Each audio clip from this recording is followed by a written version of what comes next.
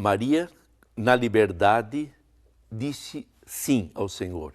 O evangelho deste quarto domingo do Advento termina dizendo: Maria então disse: eis aqui a serva do Senhor. Faça-se em mim segundo a tua palavra. Faça-se. E aí diz assim, e o anjo retirou-se. Como que diz? A missão dele era apresentar a proposta de Deus e colher essa resposta para depois levá-la a Deus.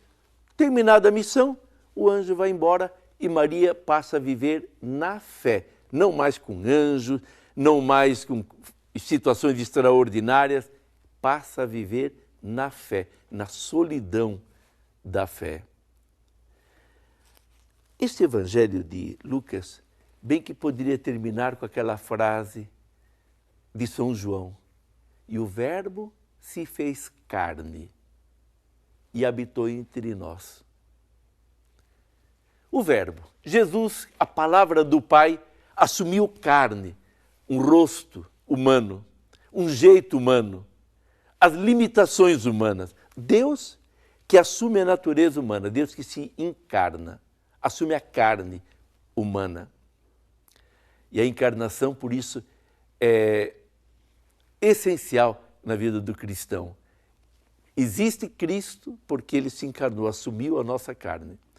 Os três grandes momentos da história da salvação são a criação do Pai, a encarnação do Filho, a santificação do Espírito Santo. E Jesus assume, passa a estar no meio de nós. Antes, Deus falava de fora, por profetas, cujo coração ele preparava, dava-lhes as graças necessárias para bem exercerem a sua missão. Eram assim de uma luz extraordinária, de uma força, de uma coragem surpreendente. E faziam isso com a convicção de que esta era a missão. Desagradavam a muitos? Não importa, o importante é ser fiel à missão. Eles morreram normalmente martirizados. Assim foi os profetas. Agora, Deus não vem mais falar de fora da humanidade. De dentro da humanidade, ele coloca alguém que fala em nome dele. Então, Jesus assumiu a nossa natureza humana, está no meio de nós, comendo como nós comemos, dependendo como nós do tempo, do espaço, mas agora fala e fala palavras que ele trouxe de toda a eternidade. Quer dizer, o maior momento assim dessa nossa história da salvação, nós temos graças a Maria, uma criatura, mas que deu um sim pleno e na liberdade. Eu me sensibilizei sempre, quando eu pude estar em Nazaré, por saber que naquele lugar houve a maior revolução da história humana. Deus assume a natureza humana. Mas, de certa forma, na Eucaristia é isso que acontece.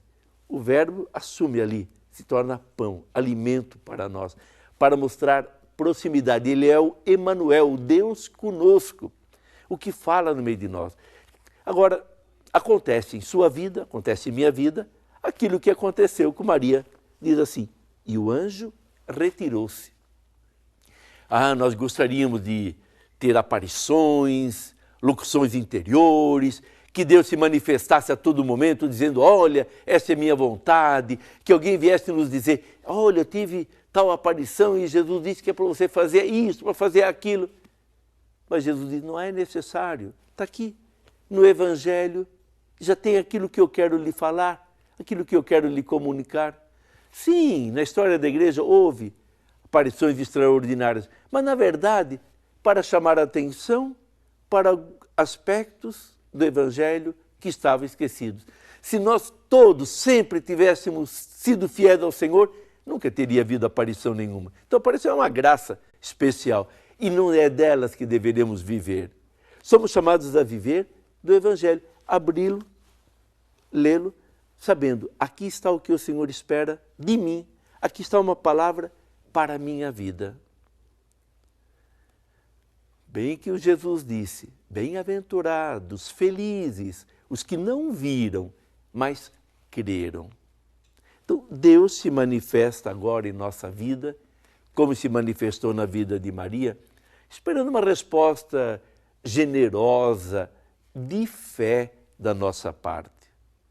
Mas lembre-se sempre, o campo da fé é um campo onde domina a graça de Deus. Esse mesmo Deus que pela graça se manifesta a mim e a você, Ele me dá a você e dá a mim a graça de lhe darmos o sim como de Maria.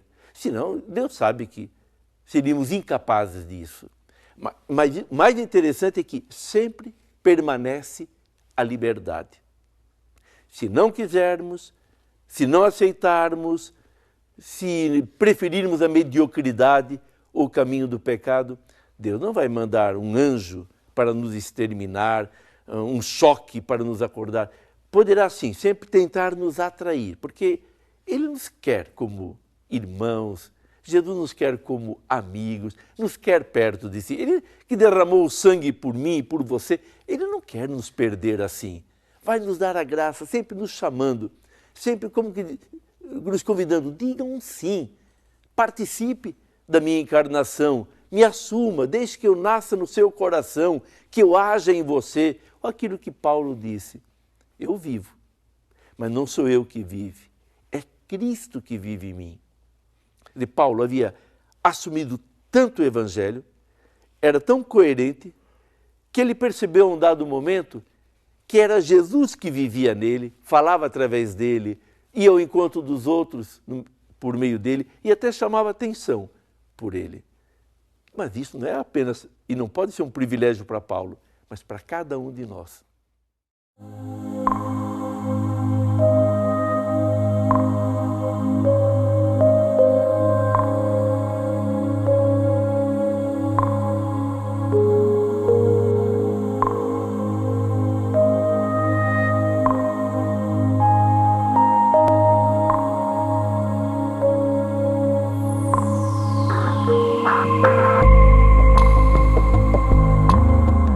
Felizes aqueles que acreditaram sem ter visto.